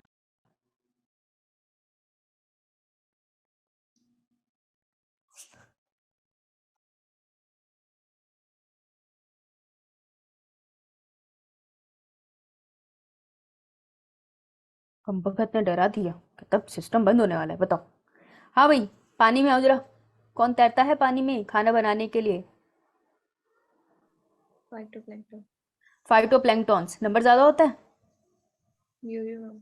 बहुत ज्यादा नंबर होता है इनका। उनको खाने वाली छोटी छोटी जू प्लैंक्टन्स होते हैं, उनको खाने वाली फिशेस होती है। तो अगर तुम सोचो फाइटोप्लैंक्टन्स का नंबर बहुत ज्यादा होता है, जैसे ग्रासेस होती है वैसे वाले इकोसिस्टम होता है इनका। उनको खाने वाली मछलियों का नंबर कम होगा, बहुत सारी छोटी मछलियों को खाने वाली मछलियां जो बड़ी होगी उसका नंबर कम होगा। तो एक्वेटिक इकोसिस्टम ग्रासलैंड इकोसिस्टम की तरह ही चलता है, तो इसका भी होगा हमारा अपराइट। समझ जाइए बात, छोटू में बता दिया मैंने। समझ आई? यो मैम। यार मातम जैसी शांति मत किया करो, मुझे ना पिरामिड बिल्कुल पढ़ाने पसंद नहीं है। तुम चुप हो जाओगे मुझे नींद आ जाएगी। ओके। और ये जर्नली इन्होंने एक ग्रासलैंड का एग्जांपल यहाँ पर इस पिक्चर में दे दिया था, तो मैंने बना दिया। तो जब तुम ग्रासलैंड लिख लो, यहाँ स्क्रीनशॉट ले सकते हो इसका। ठीक है, तो एक्वेटिक का ये एग्जाम्पल है विजय जो तुम पूछ रहे थे। चलो आगे। Yo ma'am. Okay, pyramid of biomass यही करना है, उसके बाद एनर्जी का पिरामिड इजी है। तो पिरामिड ऑफ बायोमास में कौन से एग्जांपल आ रहे हैं? ग्रासलैंड का, फॉरेस्ट का, टेरेस्ट्रियल का, एक्वेटिक का और पॉन्ड का। दोनों का अलग अलग आ रहा है, एक्वेटिक और पॉन्ड का। ठीक है, देखो आ जाओ। Pyramid of biomass, sorry, pyramid of biomass. Pyramid of biomass का मतलब है, बायोमास का क्या मतलब है निश, अब बता सकते हो? जो भी इसमें लिविंग ऑर्गेनिज्म का वेट या मास वही। हाँ, लिविंग ऑर्गेनिज्म का मास कैसे निकालते थे? अगर किसी लिविंग चीज का मुझे मास निकालना है तो ड्राई वेट लेते हैं उसका। हम उसका ड्राई वेट लेते हैं। ड्राई वेट कैसे लेते हैं? बेसिकली अगर मैंने एक लीवर का वेट निकालना है तो मैं उसमें से सारा पानी उड़ा दूंगी, उसके बाद उसको ड्राई करके ऐसे मिक्सी में मिक्स करके रोटर में, उसके बाद उसको वजन करूंगी, वो उसका बायोमास होगा। जनरली ड्राई वेट रहते हैं, लेकिन हम एक थ्योरेटिकल कॉन्सेप्ट चल रहे हैं, है ना, थ्योरेटिकली हम उसको पढ़ रहे हैं, तो ज़्यादा परेशान नहीं होना, बस इतना समझना अंडरस्टैंडिंग के लिए कि एक ट्रॉफिक लेवल है, उसमें जो भी लिविंग ऑर्गेनिज्म है उनका कोलैबोरेटिव मास क्या है। अगर यहाँ पे 100 पेड़ लगे हैं तो 100 के 100 पेड़ों का मास क्या होगा, वो उसका बायोमास है। इसको इतना समझना है, समझ आई? ये मैम ठीक है, चलो। तो पिरामिड ऑफ बायोमास की बात करते हैं। जो जो प्रोड्यूसर होता है, अगर हम उसका मास देखें तो इसमें बहुत अच्छे से दे रखा है। पहले मुझे बताओ, इसको देख के क्या लगता है, कौन सा इकोसिस्टम दिखा रहे हैं ये? एक्वेटिक, टेरेस्ट्रियल में कौन सा प्रोड्यूसर, देख के बताते हैं हम जनरली। ग्रासलैंड, हाँ ठीक है। तो देखो, जो प्रोड्यूसर है उसका मास कितना है। अगर तुम किसी भी जगह गाओगे और ग्रासेस, सारी ग्रासेस उखाड़ के वजन करोगे ना, तो काफी वजन निकलता है। इसका वेट है 1000 kg, ठीक है। प्रोड्यूसर के बाद ये वाला कौन सा है, हर्बीवोर। कौन सा ट्रॉफिक लेवल है ये? T1 लिखूं, T2 लिखूं? T2 T2।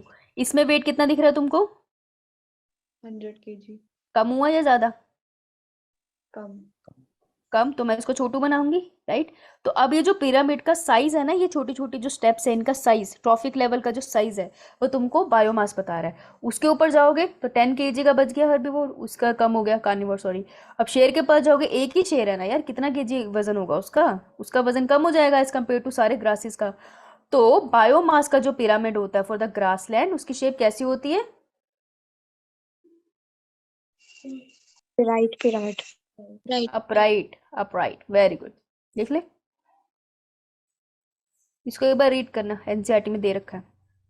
और एनसीईआरटी में ना ये ले रखा है पूरी पूरी एनर्जी, जैसे ड्राई वेट केजी पर मीटर क्यूब, पर मीटर, नॉट क्यूब, यस पर मीटर, ये वाला। इसको याद करने की जरूरत नहीं है। ये अगर आएगा भी तब भी तुम एग्जाम्पल देख के समझ जाओगे कि ऊपर की वैल्यू कम होगी या ज्यादा, तो इसको रटने मत बैठ जाना, ठीक है। और अगर किसी क्वेश्चन में आता तो मुझे भी दिखाना वो क्वेश्चन, मैं भी देखना चाहूंगी, मैंने देखा नहीं आज तक। आगे चलूं? मैम। बेटा बायोमास का बात हो रहा है। ग्रासेस तुम्हें दिखती है बिना कुछ लेंस वेंस लगाए? मैम। फाइटोप्लैंक्टन दिखते हैं? No ma'am. फाइटोप्लैंक्टन माइक्रोस्कोपिक होते हैं। अब तुम देखो, माइक्रोस्कोपिक चीजों को बहुत सारे मिलियंस को इकट्ठा करोगे तो तुमको छोटू सा गुच्छा दिखेगा, है ना। तो उनको बायोमास क्या लगता है, कितना होगा? कम। बहुत कम, एग्जैक्टली। तो ये कौन सा है? ये है हमारा एक्वेटिक, एक्वेटिक इकोसिस्टम। कैसे पता चला मुझे एक्वेटिक है? क्योंकि बेटा शार्क जैसी चीजें दिख रही है यहाँ पे, एक्वेटिक में ही होगी, है ना। कॉमन सेंस लगा लिया अपना, ज्यादा दिमाग नहीं लगाना। ओके, तो एक्वेटिक इकोसिस्टम में जो प्रोड्यूसर है कौन है ये?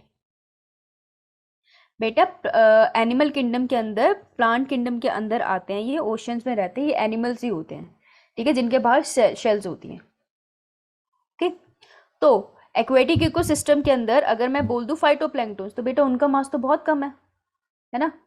तो मैं अगर उनका बनाऊंगी पिरामिड, तो मेरे को चाहिए तो छोटू बनाना पड़ जाएगा, पहला ट्रॉफिक लेवल। इनको जो फिशेस खा रही है उनका नंबर बेशक कम है, लेकिन हम तो नंबर की बात नहीं कर रहे, बायोमास की बात कर रहे। तो उनका बायोमास फाइटोप्लैंक्टन के मुकाबले बड़ा है। उनको खाने वाली फिश या शार्क भी ले आओ तो वो बहुत बड़ी होती है, तो उनका जो बायोमास है वो इंक्रीज हो गया। तो ये किस तरीके का पिरामिड दिखाई दे रहा है तुम्हें? इन्वर्टेड। इन्वर्टेड। लिख लोगे, इसका इंतजार है। एक्वेटिक इकोसिस्टम में pyramid of number, no sorry, pyramid of biomass is inverted. Okay, कैसे लिखोगे? एक्वेटिक इकोसिस्टम, जब शॉर्ट में लिखते हैं, पिरामिड ऑफ बायोमास, और इसको मैं नीचे लिखूंगी बड़ा बड़ा इन्वर्टेड, छोटा क्रिस्प सा नोट। दिख रहा है सबको क्या लिखा है? मैम। कोई बावला बच्चा जिसको स्क्रीन ना दिख रही हो? सबको दिख रही है, शाबाश। अच्छा, चलूं आगे? No ma'am, just a sec. You take 2 sec, 1 2 खत्म। यार ये वाला बेड तो बहुत ही नीचे सा है, ये तो मुझे दलदल की तरह धंसता चला जा रहा है। मैम पी वाई क्या लिखा है? पिरामिड। Done ma'am. यार ये चार्जर फिर ले लिया पापी। शाबाश। ये अब देखो, एक्वेटिक इकोसिस्टम के अंदर, या तुम इसको पॉन्ड इकोसिस्टम के केस में भी कह सकते हो, पॉन्ड इकोसिस्टम एक झोल है, फाइटोप्लैंक्टन्स का नंबर कम, पहले ही पढ़ चुके हैं हम, कम, उसको खाने वाले जो हर्बीवोर्स है, ज़ूप्लैंक्टन्स कंपैरेटिवली बड़े, ठीक है, तो उनका पिरामिड तो बड़ा हो गया। लेकिन हर्बीवोर्स को, या हम कह लेंगे छोटी फिशेज को खाने वाला जो किंग फिशर है, बायोमास की बात करें, जो किंग फिशर है, अब बहुत सारे छोटी मछलियां ले लो तुम, यहाँ पे लेट्स से 100 स्मॉल फिशेज ले ली मैंने, 100 स्मॉल फिशेज के ऊपर फीड कर रही है एक किंगफिशर, वन, तो कंपैरेटिवली जो वन किंगफिशर है ना, उसका साइज जो होगा वो कंपैरेटिवली, हम बायोमास की बात कर रहे हैं ना, तो कंपैरेटिवली कम होगा as compare to 100 small fishes. So ऐसा भी देखा गया है। तो पॉन्ड इकोसिस्टम में जो पिरामिड बनता है वो कुछ इस तरीके का बनेगा। कौन सी शेप पे ये? Spindle shaped. स्पिंडल, है ना। तो वो तुमको ना एग्जाम्पल देंगे समझाने के लिए, वो तुमको सिचुएशन देंगे, तो सिचुएशन बेस्ड क्वेश्चन आएंगे, फिर तुमको बताना है कि कौन सा पिरामिड आएगा। समझ आई? जनरली जो पिरामिड प्रेफर होते हैं वो इन्वर्टेड और अपराइट होते हैं, क्योंकि एनसीईआरटी में वो मेंशन है, लेकिन कभी कभार स्पिंडल शेप पे भी आ सकते हो, तो इसलिए मैंने इंट्रोड्यूस कर दिया इसे, ठीक है। तो इसको, ये जो कॉन्सेप्ट बेस्ड क्वेश्चन आएगा, इसको प्रैक्टिस करने से तुम्हें आएगा कि कैसे सॉल्व करना है, पर याद रखना कि स्पिंडल शेप भी बनता है। Got it? या मैम। आगे चलूं? मैम। पिरामिड ऑफ एनर्जी, बेटा एनर्जी का फ्लो कैसा होता है ट्रॉफिक लेवल पे? यूनिडायरेक्शनल। यूनिडायरेक्शनल। तो ऑलवेज कैसा बनेगा? Producer, upright. यस, प्रोड्यूसर से एनर्जी डायरेक्शन हमेशा अपराइट होती है, ऐसा कभी नहीं होता प्रोड्यूसर से ऊपर जा रहा है फिर नीचे आ रहा है, कभी नहीं होगा। तो ये ऑलवेज अपराइट। तो ये तो आंखें बंद करके टिक करा ना, और नीट पे ये क्वेश्चन आ चुका है। कंफ्यूज करते हैं वो लंबी लंबी स्टेटमेंट देके, बस तुम याद रख लेना, जब उसने पिरामिड ऑफ एनर्जी बोल दिया ना भाई, वो अपराइट ही है, फिर वो चाहे वहां पे वोल्केनिक इरप्शन ले आए, कुछ भी ले आए, वो हमेशा पिरामिड ऑफ एनर्जी अपराइट है, ठीक है।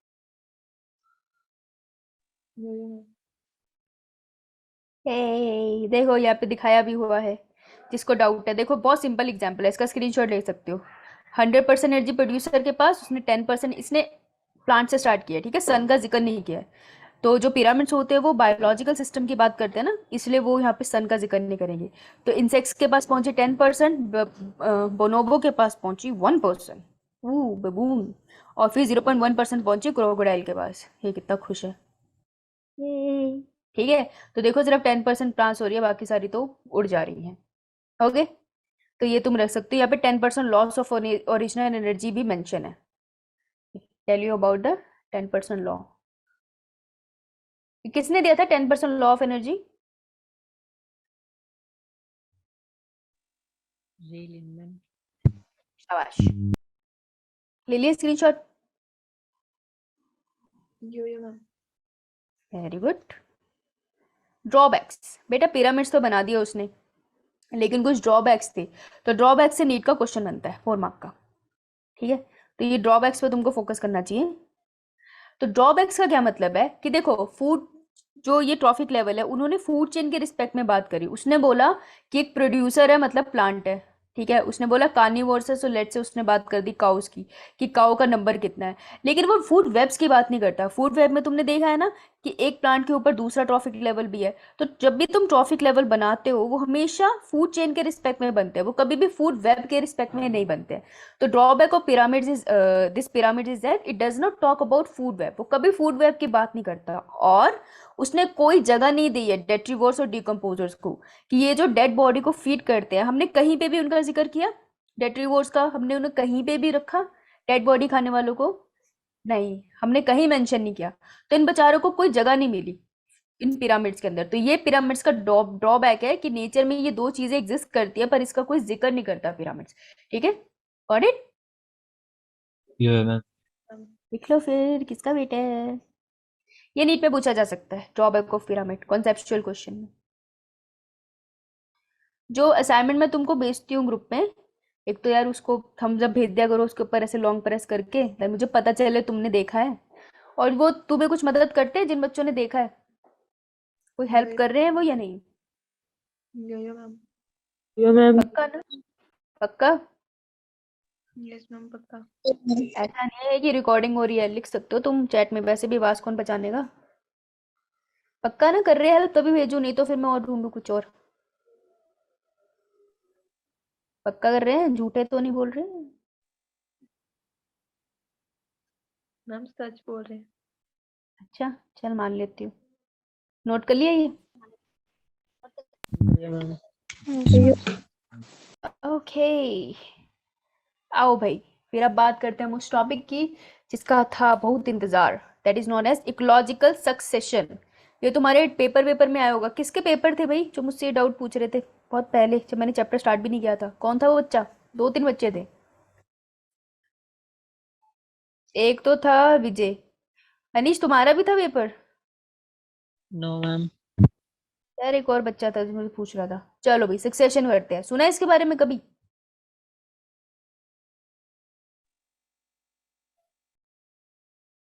प्लूटो से आए हो?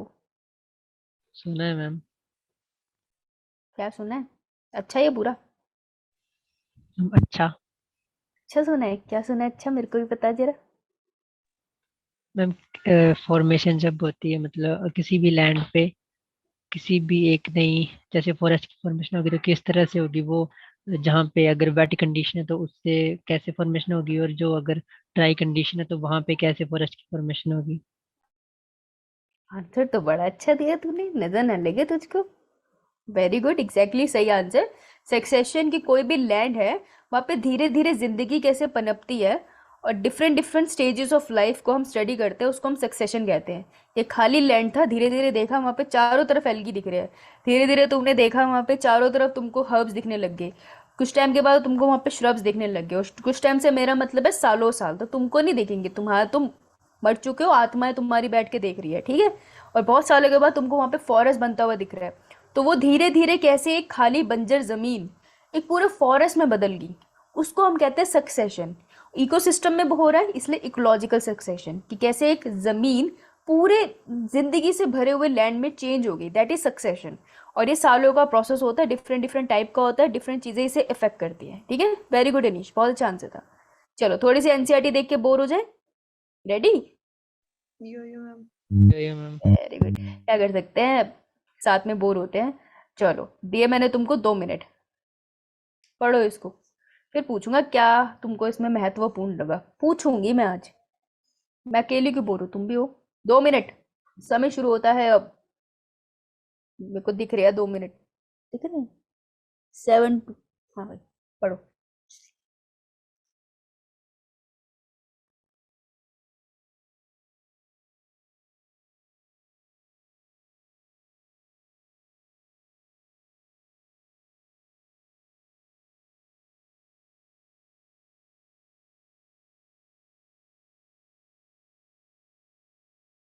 पहले पैराग्राफ से कम 3 से 4 क्वेश्चन निकलते हैं, 3 तो निकलते हैं।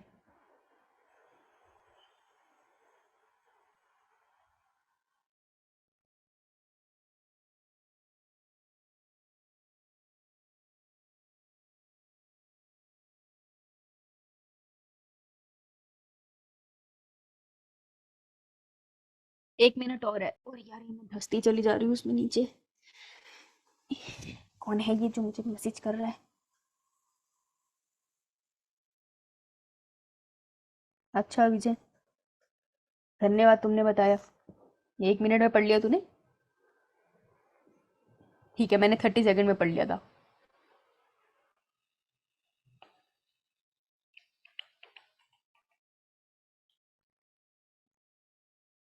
2 मिनट तो बड़ी देर से आ रहे।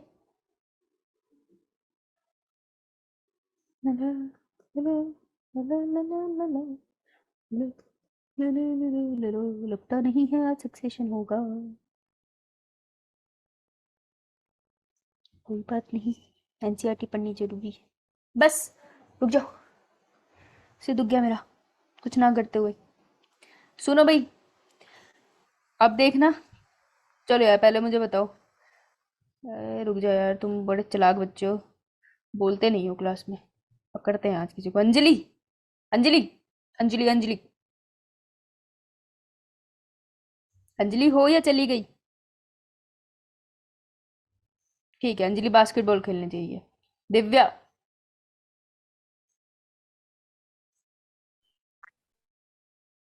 आंचल, मजा आ रहा यो तो कह मैम। दो। ए Aanchal is here, Aanchal is here. Ma'am इस टाइम बास्केटबॉल भी नहीं खेल सकती वो। तुझे बहुत पता है अंजलि क्या कर सकती है। विजय नाम है तेरा, राहुल नहीं। चुप करके बैठ जा। हाँ भाई, आंचल, तो बेटा इतने फर्स्ट पैराग्राफ से कौन सी लाइन इंपॉर्टेंट लगी? काउंट करके ही बता सकती है।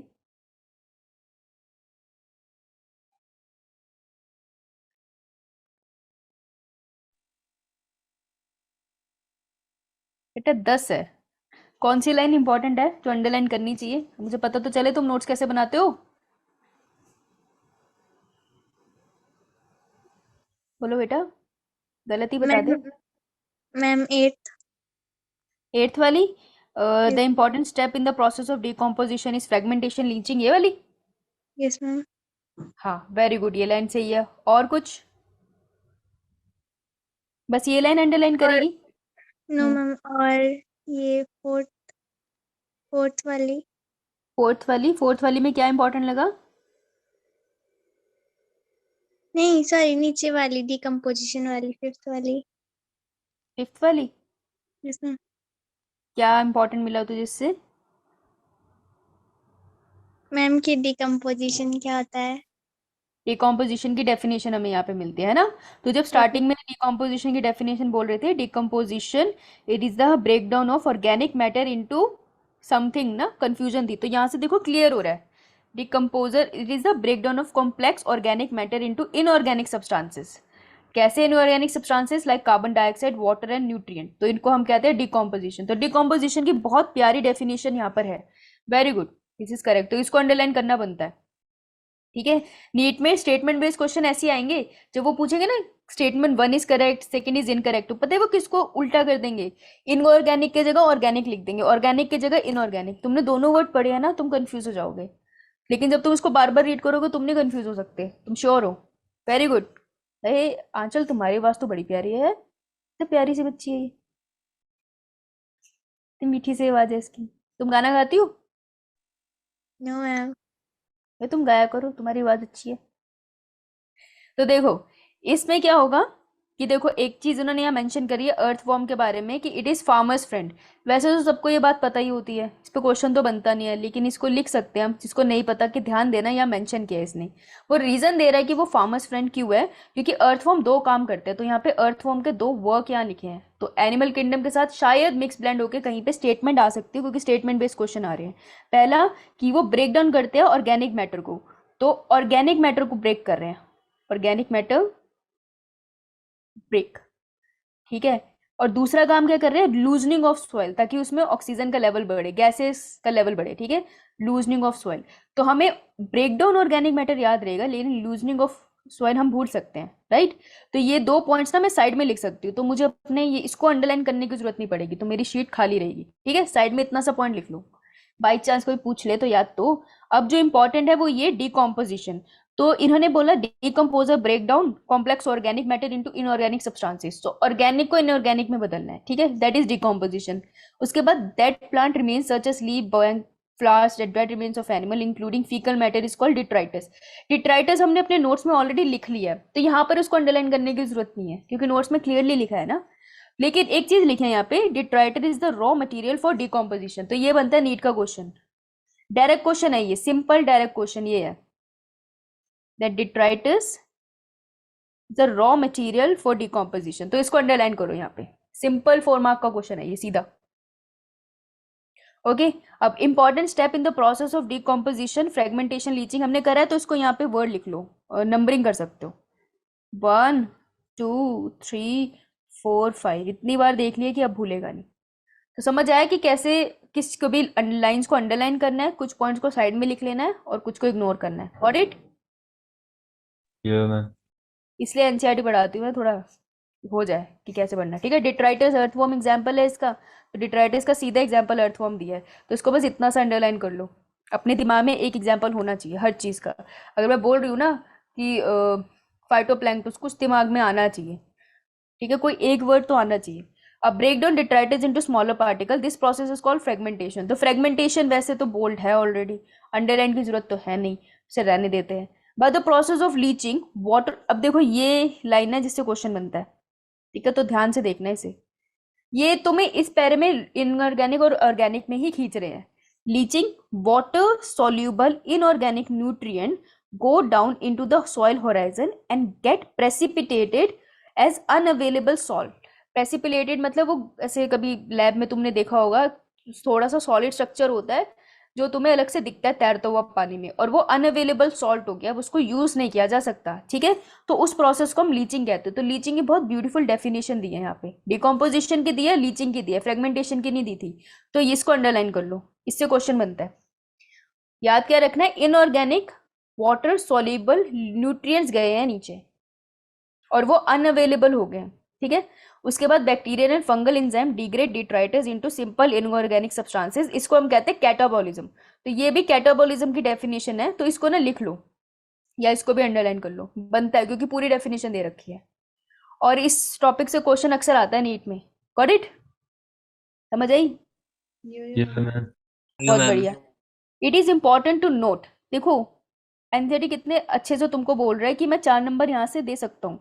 It is important to note, जब उसने खुद ही बोल दिया it is important to note, then note down that all the above step. अब ये बहुत कॉन्ट्रोवर्शियल सी स्टेटमेंट है, तो ध्यान से सुनना, ये कंफ्यूज कर सकती है।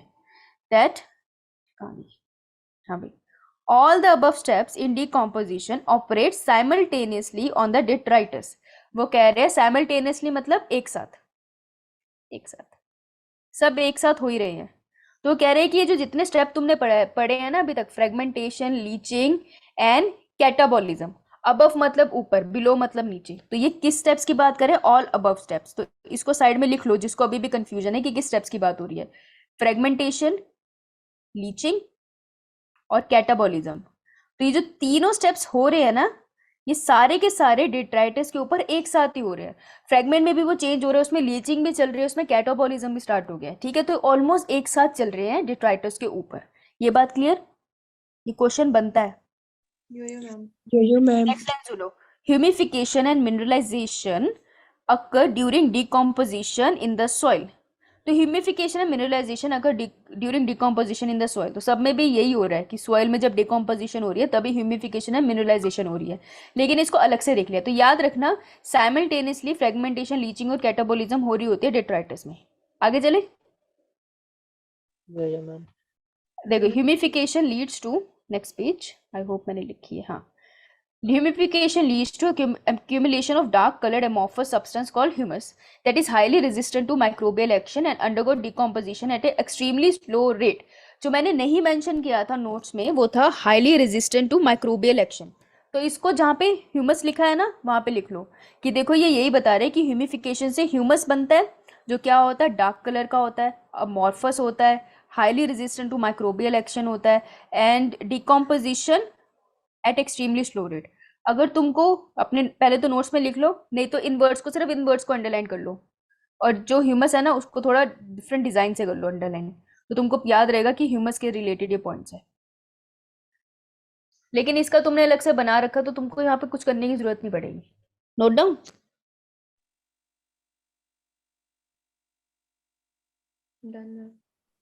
अब देखो एक लाइन है जो ह्यूमस में ऐड की जा सकती है, that is being colloidal in nature it serve as a reservoir of nutrient. तो अगर वो डिकम्पोजिशन में तुमको एग्जाम्पल दे और पूछे रिजर्वियर ऑफ न्यूट्रिएंट का काम कौन कर सकता है, तो हम कह सकते हैं कि जो ह्यूमस होता है वो रिजर्वियर ऑफ न्यूट्रिएंट है, उसके अंदर बहुत न्यूट्रिएंट्स होते हैं, इसलिए तो वो सॉइल को फर्टाइल बनाता है ना। तो humus is a reservoir of nutrient. तो ये एक क्वेश्चन, डायरेक्ट क्वेश्चन आ सकता है सिंपल नीट में 4 मार्क का। समझ आई? I'm just trying to explain question कैसे निकलेंगे। के बाद the humus is further degraded by some microbes and release of inorganic nutrient occur by the process of mineralization। तो ये तो हम लिख भी चुके हैं, वैसे चाहो तो इसे अंडरलाइन कर सकते हो, लेकिन मिनरलाइजेशन की डेफिनेशन आई थिंक हम लिख चुके हैं। Okay got it. तो यहाँ तक इन्होंने प्रोसेस एक्सप्लेन किया है, समझ आई सबको? देखो मैं क्विकली नेक्स्ट वाला बता रही हूँ क्योंकि तुम्हारी नेक्स्ट क्लास का टाइम होने वाला है। देखो decomposition is largely N oxygen requiring process. Decomposition को मैंने किया, मैं जब करती हूँ ना ऐसे किसी चीज़ के ऊपर बहुत सारे पॉइंट्स अंडरलाइन करने वाली हूँ, तो मैं उस प्रोसेस के नाम को थोड़ा टेढ़ा बेढ़ा सा कर देती हूँ कि मैं इसके बारे में बात कर रही हूँ, ठीक है। अब उससे रिलेटेड वर्ड्स को मैं अंडरलाइन करती हूँ कि यार ये ऑक्सीजन रिक्वायरिंग है, तो जब मैं बुक खोलूंगी तो मुझे दिखेगा डिकम्पोजिशन, हाँ ये ऑक्सीजन रिक्वायरिंग है, यानी कि aerobic. The rate of decomposition is controlled by chemical composition of detritus and climatic factors. तो रेट ऑफ डिकम्पोजिशन कौन कंट्रोल कर रहा है? वैसे तो हमने वो बनाया, नहीं तो मैं यहाँ भी लिख सकती हूँ रेट ऑफ डिकम्पोजिशन, ठीक है। उसके नीचे मैं लिख दूंगी कंट्रोल, किसने कंट्रोल करा है उसे, यहाँ पे 2 पॉइंट बना दूंगी मैं। एक तो करिए केमिकल कॉम्पोजिशन ऑफ डिट्राइटस, और दूसरा पॉइंट मैं यहाँ बना दूंगी क्लाइमेटिक फैक्टर। तो मुझे साइड में देख के भी पता चल जाएगा कि ये 2 चीजें पढ़नी है, ठीक है।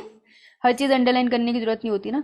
उसके बाद in a particular climatic condition decomposition rate is slower if detritus is rich in lignin and chitin. तो ये हमने अलग से बना रखे है, तो यहाँ करने की जरूरत नहीं है, ठीक है। तो देखो लिग्निन एंड काइटिन में होगा तो डिकम्पोजिशन स्लो होगा, और क्विक कब होगा? जब वो रिच होगा nitrogen and water soluble substances like sugar में, ये हम लिख चुके हैं। उसके बाद उसने किसकी बात करी है? टेम्परेचर में। Temperature and soil moisture are the most important climatic factors that regulate decomposition through their effect on the activities of soil microbes. So देखो एक क्वेश्चन यहाँ से बनता है कि most important climatic factor that regulate decomposition वो कौन से हैं? तो याद रखना ये रहा क्वेश्चन तुम्हारा, और इसका आंसर है टेम्परेचर एंड मॉइस्चर। मिट्टी में टेम्परेचर कैसा है और मॉइस्चर कहता है, उसी के अकॉर्डिंग माइक्रोब वर्क करते हैं। तो डिकम्पोजिशन को क्लाइमेटिक फैक्टर में सबसे मोस्ट इंपॉर्टेंट कौन से है मैं यहाँ लिख सकती हूँ, टेम्परेचर एंड मॉइस्चर, ठीक है, मोस्ट इंपॉर्टेंट है। तो ये एक 4 मार्क का क्वेश्चन बना। Got it?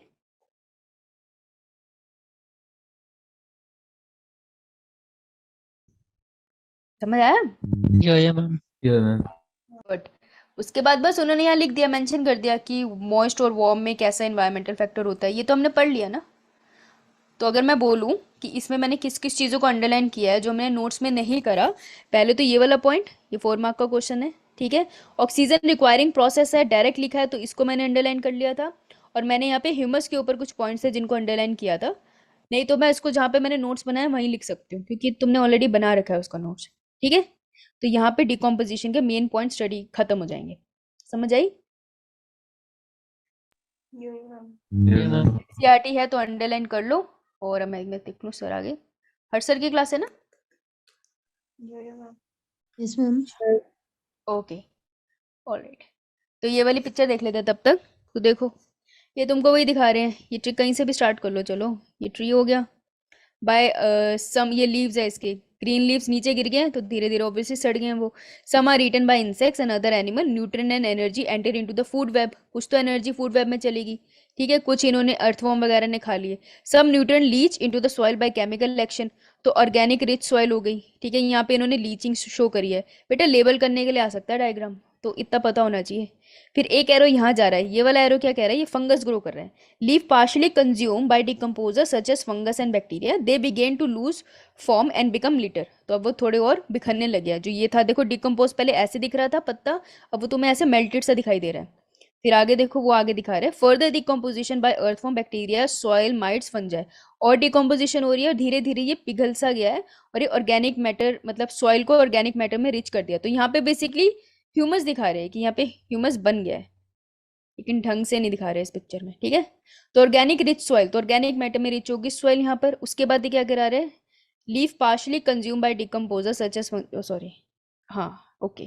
अब ये दिखा रहे हैं कि ये जो है ये है हमारी, ध्यान से सुनना, स्टैंडिंग स्टेट। और ये स्टैंडिंग स्टेट है, अब यहाँ पे किस में चेंज हो रही है? वो स्टैंडिंग क्रॉप। हाँ, न्यूट्रिएंट अब लिविंग ऑर्गेनिज्म में एंटर कर रहे हैं। Got it? तो इसकी लेबलिंग थोड़ी सी देख लेना एक बार को, ठीक है, आ सकती है। और लेबलिंग कैसे? अच्छा मैंने तुमको क्या ग्रुप में वो भेजा था एनसीईआरटी डायग्राम प्रैक्टिस, वो काम आए थे तुम्हें? Yes ma'am.